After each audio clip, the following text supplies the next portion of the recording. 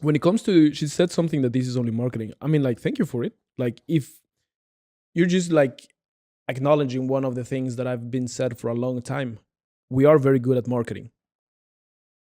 It's I'm gonna say it like I mean, we're doing a podcast, bro. Exactly. Yeah. Exactly. Yeah. So on that, I will just like thank you just for acknowledging what I've always said to myself. So I appreciate that hateful comment that I'm managing to flip it up to a positive. Right. Now, she said she's been to the party 2 years. Twice in a row. So I'm guessing she has been to Bergen twice. But yeah, finish your thoughts about the marketing scam comment. It's not a scam, my friend. Like, you know, when you don't have knowledge of things, it's very easy to throw your opinions. It's Right. super easy. Like, but if she, like you said it earlier, because that also goes into the side of marketing. We're good at marketing. We know how to sell. We know how to advertise. And then again, we wouldn't been able to do that good marketing if we didn't produce good parties where we capture good footage, good, you see people dancing, twerking, having the time of their life. We use that footage to advertise and market the party, which again makes people come. So No. I think there you're wrong. how so? I think there you're wrong. Because if everybody used that strategy, because everybody does it, everybody tries to frame their party as something good on social media, But I'm not. so they're I'm gonna not. sell it. Yeah. But I'm not just. I'm only talking now about the visual of either pictures or video. Yeah, but here's my point. Why I say that you're wrong, because you're emphasizing too much on the marketing. And the marketing, yeah, we are good at marketing, and a brand can be good with advertising and highlighting the best of a product. I have not touched brand yet. No, okay, just marketing, advertising. But let's say we make a party, it's not that good. We make it seem like it was the best party ever. But the customers that were there, that experienced the party, they're not gonna come next time. So the strongest form of marketing is the quality of your product. So if our party was trash, in her words, we wouldn't have. I very You know agree what I'm with you. saying? Yeah, like product first, marketing second. But why am I wrong when I said that? Like, when people are having the time of their life, with equates as what you're saying, a good production of a party. That's why we can capture good footage from the people. Okay. I thought you said that the only reason people come is because we capture good footage and No, and stuff. it's because of the whole ecosystem of Right. producing like a unique experience for people. I'm gonna be honest. I've been living in Norway for 21 years now, and till this day, within the Latin atmosphere or the urban Latin community, I have yet to see a brand or a party like ParisLatino. I'm sorry to put it that way. I can tell you, you have different genres. Right now in Norway, we have hardstyle DNA that's doing an amazing job. But like, you have that comment she gives, and then you have 1,000 people in Oslo partying. You have 1,000 people in Bergen, Stavanger. We've been to Tromsø. Like, it doesn't. That's what I said. Like, it is very easy for people without knowledge to throw shit. But do you think there's any validity to her point? Do you think she has a point, or is she just talking trash? To be honest, sometimes I think sometimes people just need to do some things with their life. Maybe they feel bad about themselves. Maybe they're like in a bad place and they just need to spread negativity. That's why, and it's very easy to spread negativity. So is her point valid or not? I will give her point maybe a 10% valid in the point that when she's speaking that people left. I don't know if she stayed until the end. I'm gonna see the footage. Like, did you stay until the end? But as every single event or nightclub or festival or concert you have, before the like 30 to 1 hour before it closes, people are already thinking, we gotta go, we gotta catch the bus, catch the train, eat some food, find the Nashville. So in that part, I will give her a point that some people leave, but that's normal. She said at midnight. Yeah, but that's bullshit. Like, you just like showed that at midnight at 1 a.m. That's because at every party people gotta grab cabs, people gotta take taxis, people gotta eat and stuff. So yeah, like I think first of all, if she had some good points, I would be like, okay, it hurts, but we are gonna work on it, because actually she's 100%. right, and you gotta be humble to say like, oh shit, this person is actually right. And the sad thing about what I think is the I'm not gonna talk about like, oh, poor us, like they don't know how we started and we started so small. Like only you and I know what we went through to get to this level, so it doesn't affect me that much. But it's sad to see like that the only people that give us hate are Latin people.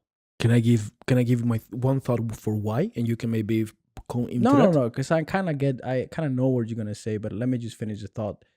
And then I don't care actually, because I live in Norway, bro, and people. The only thing that I think it's a little sad is that people don't know how much we care for Latin culture, because we to do what we have done is because we want to integrate Latin culture.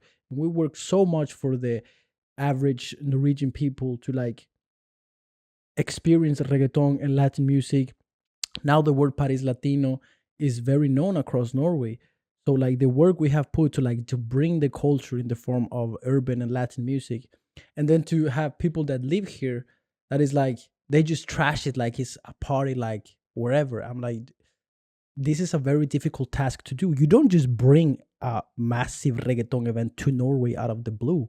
It takes massive work, man. And so it's not like I'm sad, but it's like, oh shit. Yeah, I was gonna ask you, are you like, does that affect you like emotionally?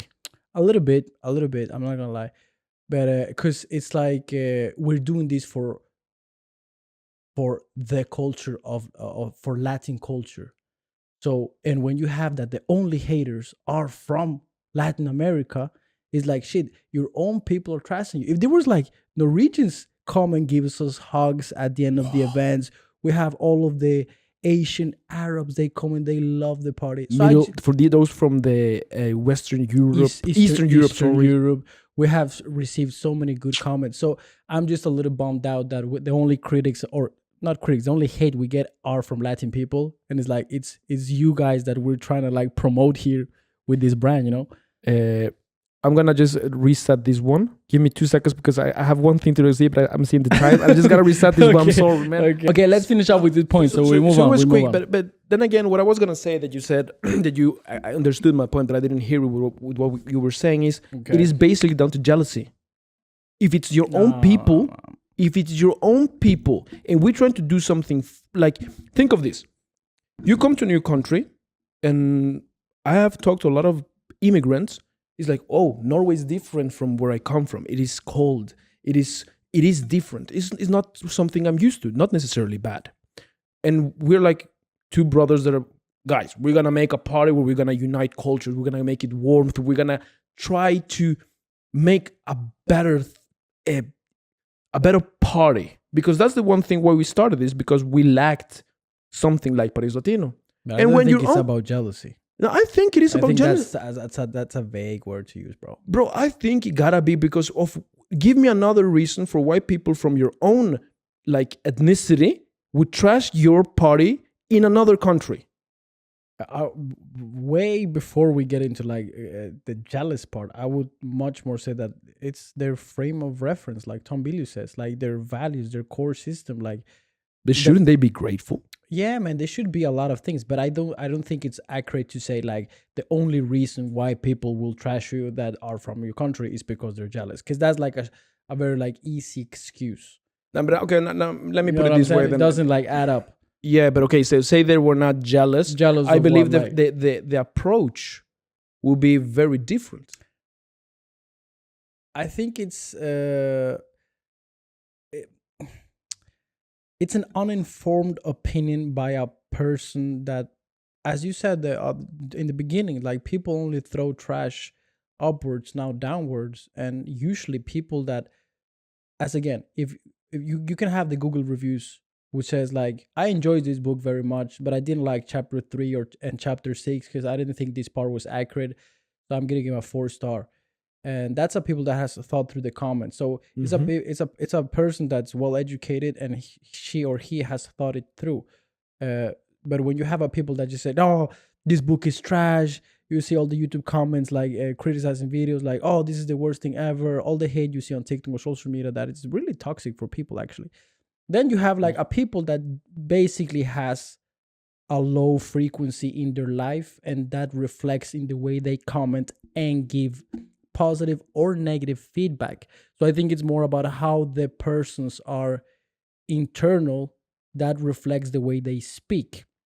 I don't think it's because they're jealous because they're on stage, and I'm not. I think it's like their core values as a human being is being reflected in the comments. I think you have a point. I think I have a point. So I can meet you in the middle with this agree to disagree in the part that I think there is a big percentage of the totality for why some unique persons like we have experienced like to throw that shit. I'm not talking about all of the people that give comments, because as you say, I have received like feedback with constructive critique towards what we do. And I've told them face to face. I have received this face to face or on internet. It was like, thank you. Right. We will work on this. But I'm talking about the individuals which try to like give because it's one thing, like you're saying with the Google reviews, if you give a feedback or a comment with a pinpointed, informed critique, I get it. But if it's not, then for me, that if it's not well informed and it's just like trash and you keep going when you start like responding, for me it's a little bit of envy. I'm sorry, but it's what I think. Oh, cool. So let me ask you this. Did you get emotional? Not so much. I did. Like, I did not get emotional, but it gets, I don't think there's a person in this world that can read a negative comment about something they have put 7 years of effort into it and be like stone cold. Do you know what I think I didn't get emotional? Why? Because I was prepared for something worse. No, because when I got home, you said like, "Hey, we got this negative comment," and you started telling me a bit. So before I reacted to this here, I already knew something negative was on the way. So I was preparing that way. Had I been you, and just like, oh, notification, what is it? That comment, right. Maybe I would have gotten emotional. I understand. No, so that's that. I mean, like, we want to be transparent as much as we can because it's not easy dealing with negative comments. I mean, everybody's going to have a little bit of that eventually, even though if you have a business or a brand or nothing, there's always negative energy. But yeah, like, I think like we didn't learn so much from her comments. I mean, I'm still looking for those comments that are constructive and that I think like, oh, it hurts, but I agree.